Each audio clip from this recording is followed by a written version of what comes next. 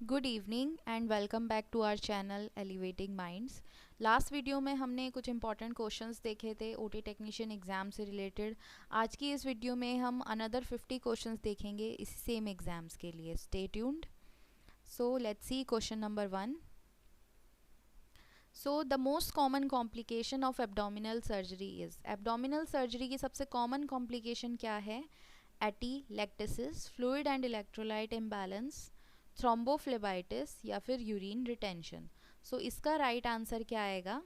Option number 1, एटीलेक्टेसिस। एटीलेक्टेसिस होता क्या है? Basically it is collapse of lungs, यानी लंग्स जब प्रॉपर तरीके से इन्फ्लेट नहीं हो पाते, उस कंडीशन को हम क्या बोलते हैं? एटीलेक्टेसिस।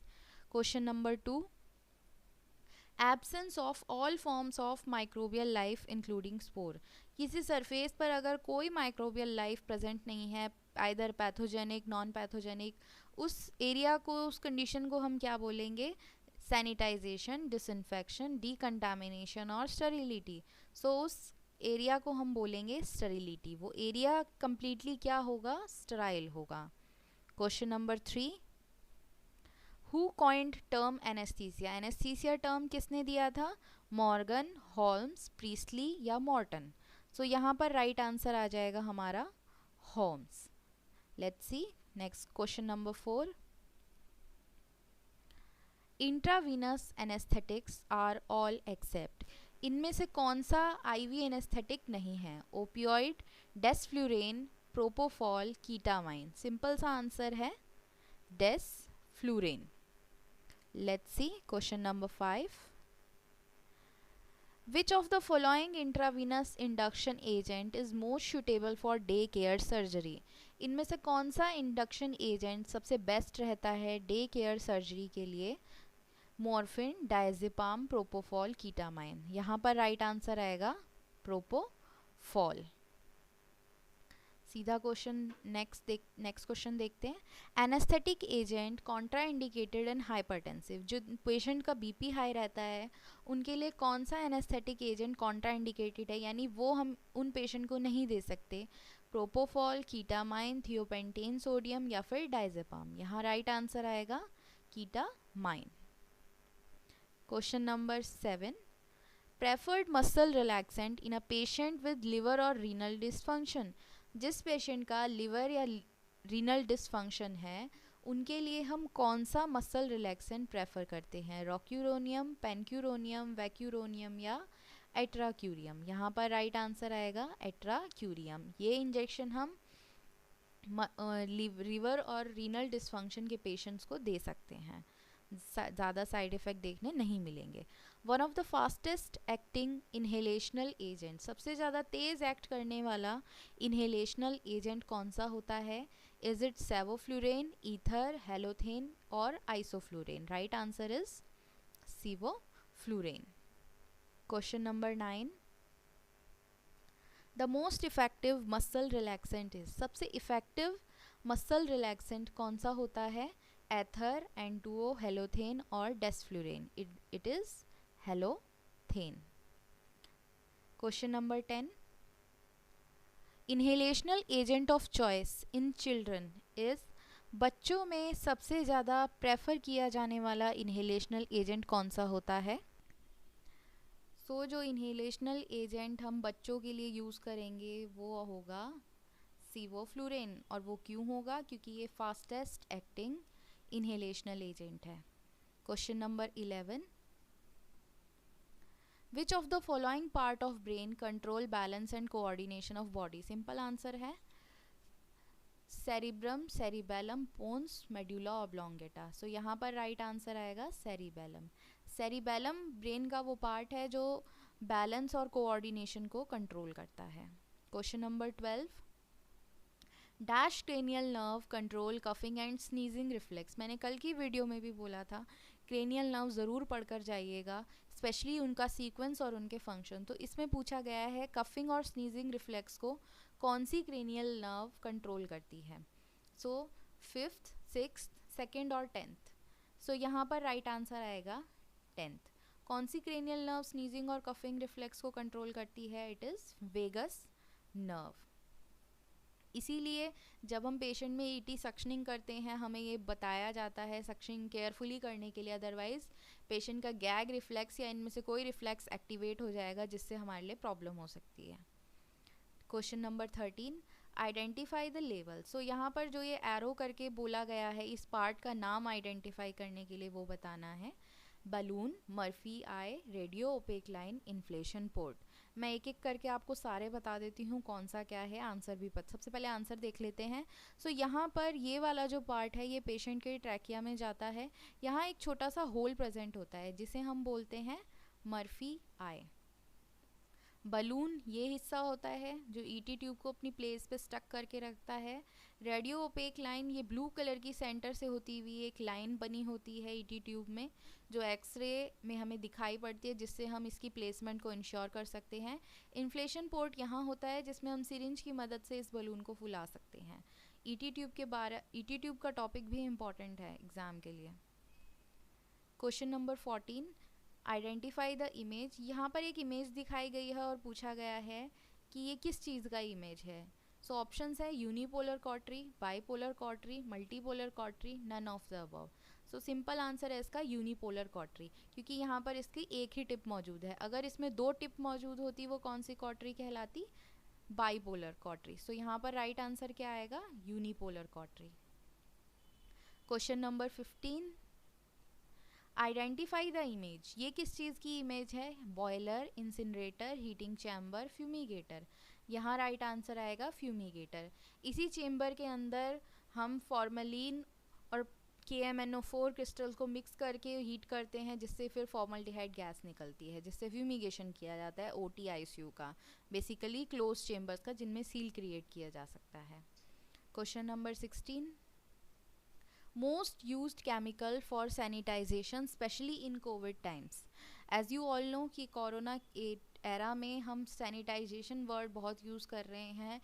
जो लोग बैक पर एक केमिकल बॉटल टांग कर उससे सैनिटाइजेशन मोस्टली जगह करते हुए दिखते हैं, पब्लिक स्पेसेस को सैनिटाइज किया जाता है, तो उसमें कौन सा केमिकल सबसे ज़्यादा यूज़ हो रहा है, क्या वो सोडियम हाइपोक्लोराइट है, ब्लीचिंग पाउडर है, आइसोप्रोपाइल अल्कोहल है या फिर एल्गार्ड 82 है। सो यहाँ पर राइट आंसर आएगा एल्गार्ड 82। ये काफ़ी इफ़ेक्टिव माना गया है कोरोना को डिस्ट्रॉय करने के लिए, इसीलिए इसका इस्तेमाल ज़्यादा किया जाता है सैनिटाइजेशन पर्पस के लिए।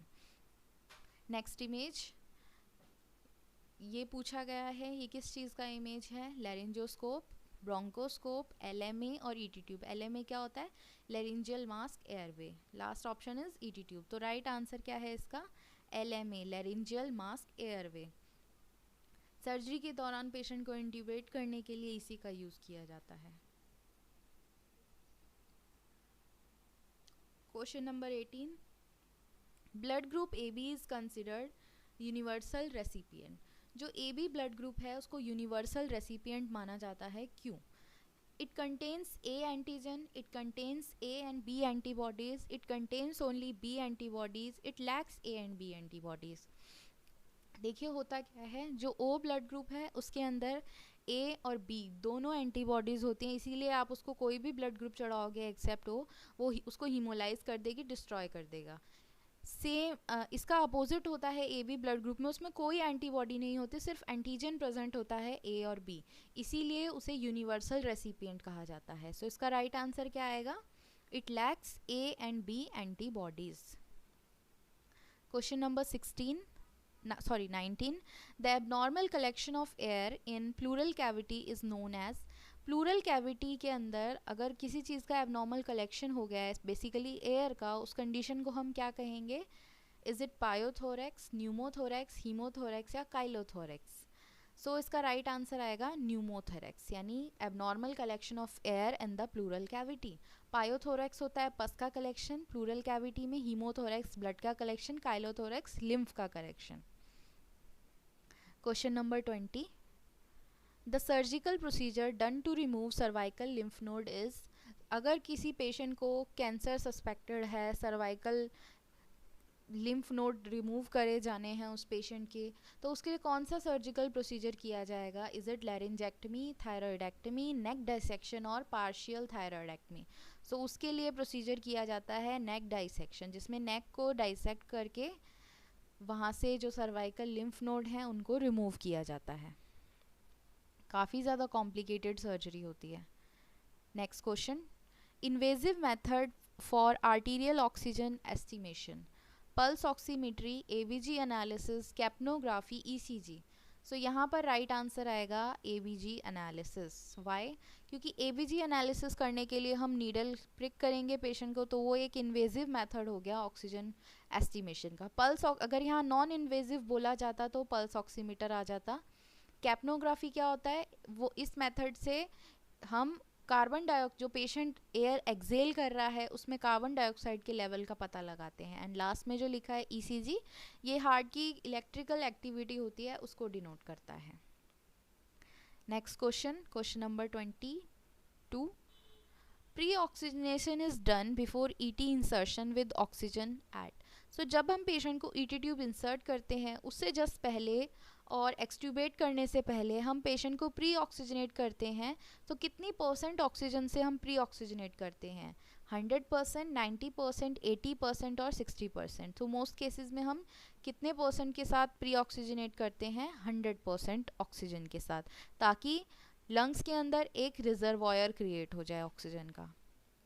Question number 23, soda lime is used in Boyle's machine to absorb. जो बॉयल्स मशीन होती है, एनेस्थीसिया मशीन होती है, उसमें सोडा लाइम क्रिस्टल्स होते हैं। उन किस लिए होते हैं, क्या एब्जॉर्ब करने के लिए होते हैं? Is it oxygen, carbon dioxide, nitrogen, all of above? इसका राइट आंसर आएगा कार्बन डाइऑक्साइड। CO2 को एब्जॉर्ब करने के लिए वो soda lime crystals anaesthesia machine में प्रेजेंट होते हैं। Question number 24, yoke assembly in anaesthesia machine comes under which pressure system. Anaesthesia machine पर वीडियो मैंने पहले डाला हुआ है, आप उस वीडियो को ज़रूर देखिएगा। उसमें बताया गया है कि एनेस्थीसिया मशीन में 3 प्रेशर सिस्टम होते हैं, हाई, इंटरमीडिएट और लो। हमें यहाँ बताना है योक असेंबली इनमें से किस प्रेशर सिस्टम में आता है। लो प्रेशर सिस्टम में, हाई प्रेशर सिस्टम में, इंटरमीडिएट प्रेशर सिस्टम में, या नन ऑफ द अबव में। जो योक असेंबली होती है वो आती है हाई प्रेशर सिस्टम में, जहाँ पर गैसेस का बहुत ज़्यादा हाई प्रेशर होता है। Question number 25, identify the image. ये इमेज किस चीज़ की है हमें ये बताना है। Is it pin index, is it yoke assembly, is it Bodok seal, is it Bourdon pressure gauge. यहाँ पर जो ये इमेज दिखाया गया है ये बॉर्डन प्रेशर गॉज होता है। ये सिलेंडर्स के ऊपर लगा रहता है, जिससे हमें पता लगता है अभी करंटली उस सिलेंडर के अंदर कितनी गैस प्रेजेंट है। सर्जरी स्टार्ट होने से पहले ये सब चीज़ें चेक करना बहुत इंपॉर्टेंट होता है। Question number 26, definitive treatment for life threatening arrhythmia, ventricular fibrillation and pulseless cardiac activity. जिस पेशेंट को बहुत ज़्यादा एरिथमिया हो रहे हैं, टेकीकार्डिया हो रहा है, या वेंट्रिकुलर फिब्रिलेशन हो रहे हैं, या कोई पल्सलेस एकदम कार्डियक एक्टिविटी है, फ्लैट लाइन है, ऐसे पेशेंट की ट्रीटमेंट के लिए हम क्या यूज़ करेंगे? Is it defibrillation, cardiac massage, thrombolysis और एंजियोप्लास्टी? यहाँ राइट आंसर आएगा डिफिब्रिलेशन। ऐसी पेशेंट की जान बचाने के लिए हम क्या यूज़ करेंगे? डिफिब्रिलेटर, जिसकी मदद से हम पेशेंट की चेस्ट पर इलेक्ट्रिक पैडल यूज़ करके उसे इलेक्ट्रिक शॉक देंगे। Question number 27, a type of hospital acquired infection from a diagnosis और थेराप्यूटिक प्रोसीजर। पेशेंट का इलाज करने के दौरान जो इन्फेक्शन पेशेंट को मिलता है उसे हम क्या बोल सकते हैं? नोजोकोमियल, आइटेरोजेनिक, एयरबोर्न या अपॉर्चुनिस्टिक। नोजोकोमियल इन्फेक्शन वो इन्फेक्शन होता है जो हॉस्पिटल स्टे के दौरान मिलता है। आइटेरोजेनिक फिजिशियन इंड्यूस्ड इन्फेक्शन होता है। एयरबोर्न एयर से रिलेटेड होता है। अपॉर्चुनिस्टिक जो बॉडी की इम्यूनिटी लो होने के कारण इन्फेक्शन होगा उसे अपॉर्चुनिस्टिक कहेंगे। यहाँ पर हमारा राइट आंसर आएगा iatrogenic infection. Question number 28, preferred size of Foley catheter for adult female. एक एडल्ट फीमेल के लिए फॉलीज कैथेटर का प्रेफर्ड साइज क्या होगा? It is 14 French. 16 भी यूज़ किया जा सकता है बट बेस्ट 14 होता है। Which of the following is not a disinfectant containing a heavy metal. Sterilization और डिसइंफेक्शन से तो क्वेश्चंस डेफिनेटली आएंगे ही एग्जाम में। इस टॉपिक को बाय हार्ट अच्छे से पढ़ के जाइएगा। सो ऑप्शन है silver nitrate, mercurochrome, copper sulphate, chlorine. So यहाँ राइट आंसर आएगा क्लोरीन। क्लोरीन के अंदर हैवी मेटल नहीं होता है। सिल्वर नाइट्रेट में सिल्वर है, मर्क्यूरोक्रोम में मरकरी है, कॉपर सल्फेट में कॉपर है। सो इसीलिए राइट आंसर आएगा chlorine. Question number 30, which of the following items could be sterilised by dry heat sterilisation.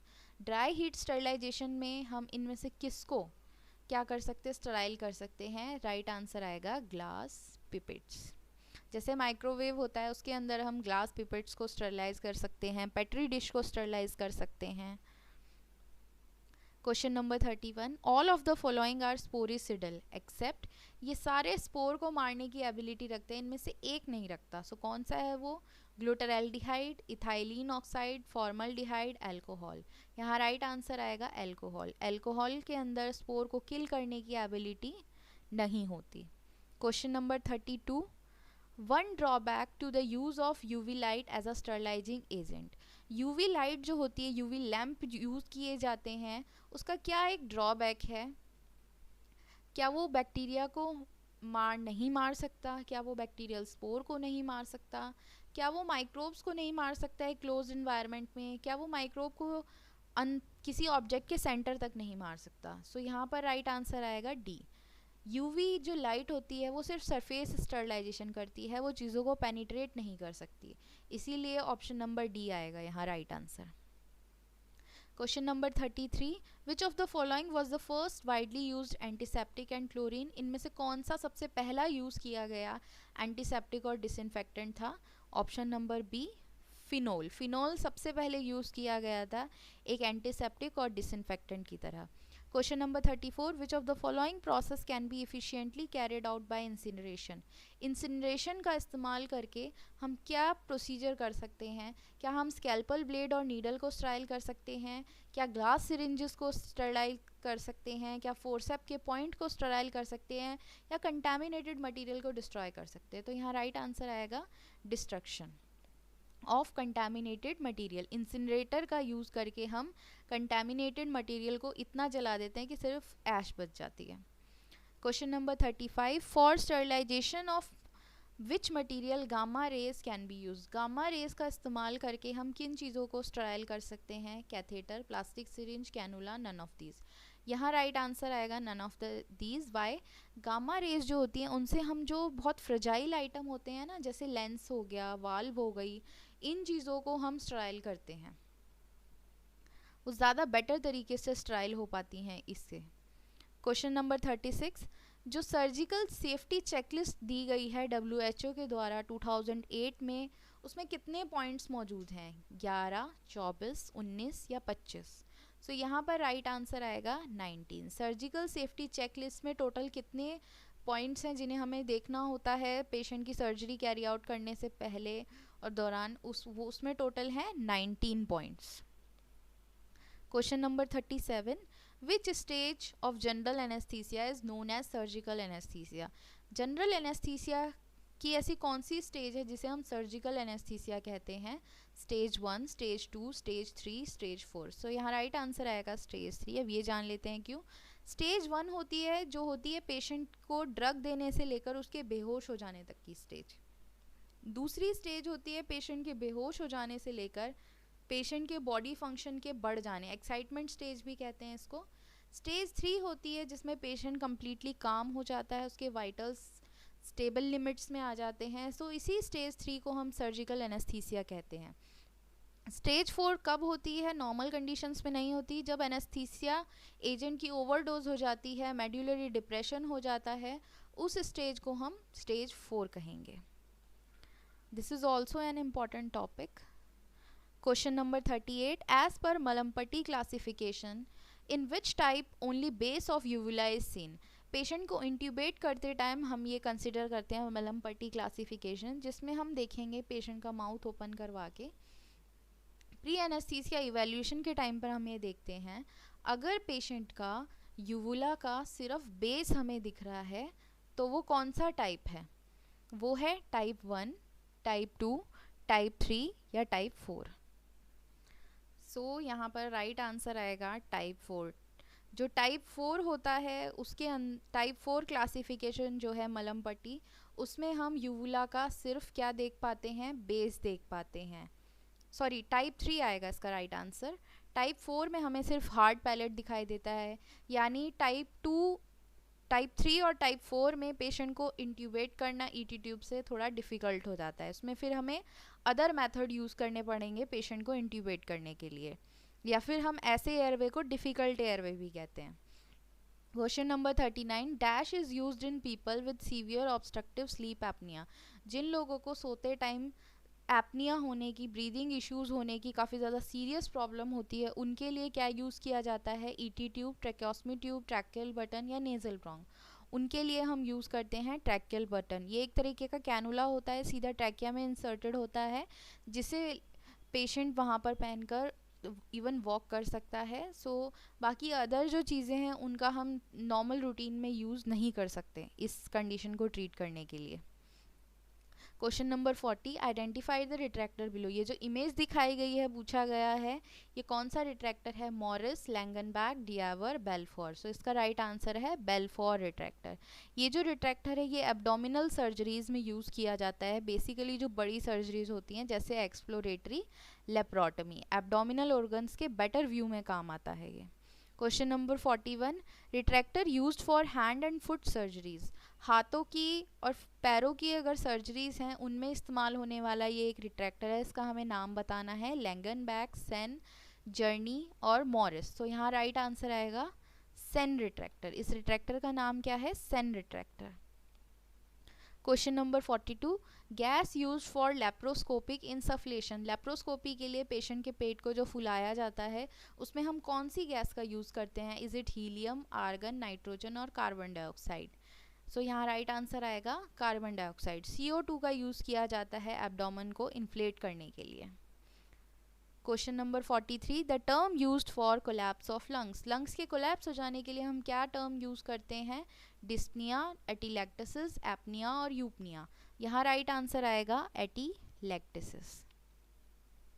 Question number 44, commonest procedure perform for cataract extraction. Cataract की surgery के लिए सबसे commonly perform किया जाने वाला प्रोसीजर कौन सा है, फैको इमल्सिफिकेशन, ICCE, ECCE या नन ऑफ अबव। ICCE क्या होता है, intra capsular cataract extraction, extra capsular cataract extraction.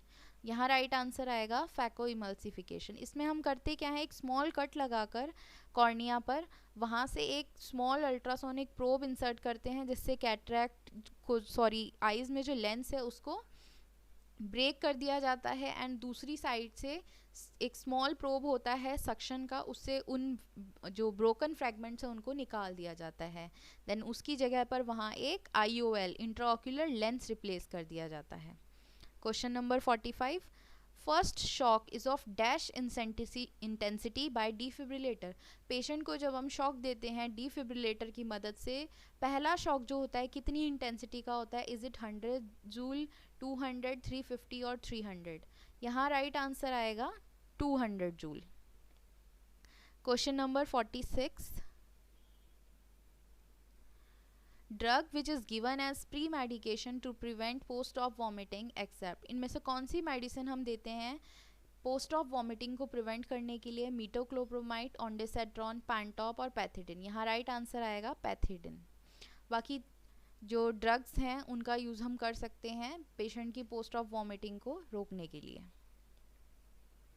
Question number 47, common drug use for reversal of anaesthesia mainly for reversing effect of opioid. जब patient की surgery ख़त्म हो जाती है, एनेस्थीसिया को रिवर्स करने के लिए, मेनली ओपियोइड के इफेक्ट को रिवर्स करने के लिए हम क्या यूज़ करते हैं, नेलोक्सेन, फ्लूमाजेनिल, नियोस्टिग्मीन, सुगमाडेक्स। सो यहाँ पर हम यूज़ करते हैं naloxone. Question number 48, short acting muscle relaxant use for day care procedure. सबसे शॉर्ट एक्टिंग मसल रिलैक्सेंट जो डे केयर प्रोसीजर के लिए यूज़ किया जाता है वो कौन सा होता है, अपॉलॉजीज़, यहाँ पर ऑप्शन में एक मिस्टेक है। यहाँ पर राइट आंसर आएगा शॉर्ट एक्टिंग मसल रिलैक्सेंट का मीवाक्यूरियम, यहाँ पर वो प्रेजेंट नहीं है। नेक्स्ट क्वेश्चन देख लेते हैं, question number 49, CSE is preferred for, CSE क्या होता है, combined spinal epidural anaesthesia. LSES के लिए, हिस्टेरेक्टमी के लिए, ट्यूबैक्टमी के लिए, उफोरेक्टमी के लिए। जो कंबाइंड स्पाइनल एपिड्यूरल एनेस्थीसिया होता है वो हम LSES के लिए प्रेफर करते हैं। लास्ट क्वेश्चन देख लेते हैं, question number 50। The gas used for neutralising formaldehyde gas. Formaldehyde gas से फ्यूमिगेशन करने के बाद बची हुई गैस को न्यूट्रलाइज करने के लिए हम क्या यूज़ करते हैं, chlorine, ammonia, helium, nitrogen. So use किया जाता है अमोनिया का बची हुई फॉर्मल्डिहाइड गैस को न्यूट्रलाइज करने के लिए, अदरवाइज वो आइज़ और स्किन में इरिटेशन कर सकती है। So thank you for watching and